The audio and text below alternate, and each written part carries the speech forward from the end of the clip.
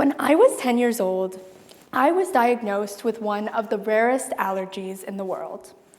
3 forms of chronic urticaria, reactions that cause me to get shortness of breath, swelling in my limbs, and hives when my body comes into contact with sweat, cold, or tears. Living through cold New England winters, I first learned that I got hives in the snow while sledding with my sister. In PE, I learned that I couldn't run too much lest my skin become red and blotchy. But I was able to manage it. Before school, I would bundle up head to toe to keep warm. If I was facing an emotional situation, I learned to cry with my head facing down, so my tears wouldn't actually touch my skin. However, in 8th grade, something unexpected happened. I began to notice that I was getting these reactions in seemingly random situations. The first time this happened, I was 12 years old and we were giving speeches in English class. Picture this. You walk up to the front of the room, 20 pairs of expectant eyes on you. Your palms start to sweat, your breathing quickens, and your heart pounds incessantly in your chest. Nerves, anxiety, and stress. We've all had them before. For some, it's spiders. For others, it's heights, or in my case at that moment, the fear of not performing at my best. But still, once the scary part of an experience is over and the adrenaline fades, we usually calm down. However, when my presentation was over, my heart rate didn't relax and my breathing didn't slow. In fact, suddenly, I was breaking out in hives, my palms were starting to swell, and there was nothing I could do to stop it. Worrying about what was happening to me seemed to only make things worse.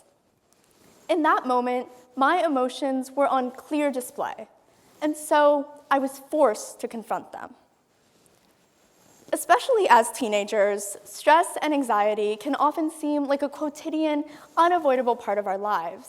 And as a result, it can easily get brushed under the rug as normal. However, as I got older, by the time I was 13, I had begun to notice a pattern in these strange allergic reactions. There were some weeks, like when I had finals or was overwhelmed with work, that my reactions seemed to be heightened. It would only take a piece of ice in my drink to set me off, rather than the usual snow.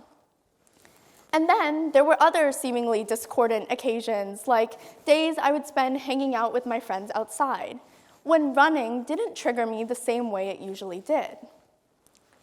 As I would later learn, I was feeling the effects of stress not just in my mind, but also in the literal function of my body.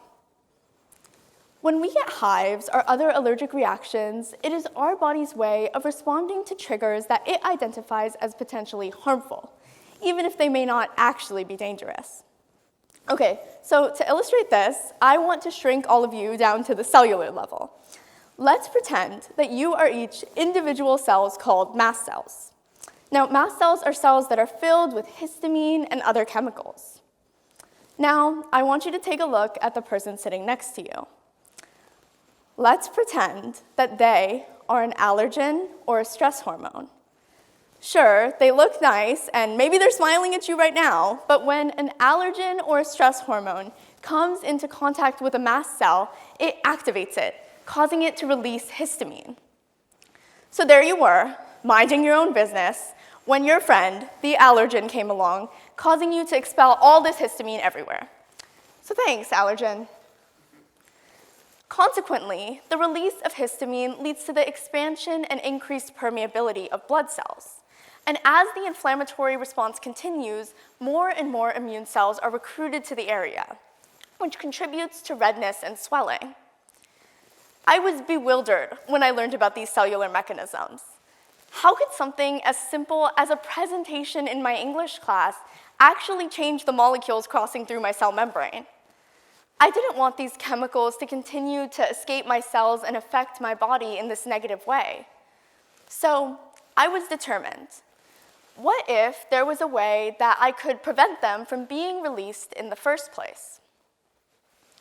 Realizing that the stresses I had previously dismissed as typical for your average teenager could be having such a detrimental impact on my health, led me to extensively research ways to manage stress and emotions effectively. While my reason for doing so was quite extreme, I believe that most teenagers share a somewhat universal experience of stress in our daily lives. For example, according to the American Psychological Association, 43% of teens surveyed in their 2020 Stress in America survey said that they felt their stress levels had increased significantly as they had grown older. Of these, 45% said that they have had a harder time concentrating on schoolwork as a result. These results have suggested that many teenagers continue to experience a large decline in both mental and physical health. Stress can be defined as a state of worry or mental tension that is caused by a difficult situation. And studies have also shown that stress can worsen one's immune system, which is why what had started as hives for me had turned into getting constant allergic reactions to things that wouldn't normally be triggers. When I spoke to other students about their experiences balancing the academic pressures of their lives with their overall health, I saw that many shared a similar story. For example, one student told me how during freshman year, she had spent one Sunday studying 14 hours for a math test and only slept for 2, just to arrive at her 8 a.m. test the next morning with a raging headache, which, she remarked, made it even more difficult to take the test than if she had chosen to sleep 1 more hour instead of studying more. Prioritizing achievement over what she considered more trivial things like sleep, she said, was what she considered a necessary sacrifice in order to obtain the grade she wanted. The idea that stress can not only affect our minds, but our bodies too, is something that we often overlook. But whether it's extremely noticeable like my allergic reactions or something that can be brushed off more easily, these are more than just temporary annoyances. What I eventually came to understand is that stress is not entirely unavoidable, but it is manageable. I recognize the proven methods of combating stress, sleep, meditation, exercise, but I wanted to see if there was a way that I could intercept my own stress before it could take hold. What if there was a way that everyone could complete their tasks without triggering the harmful cascade that stress can have on our bodies?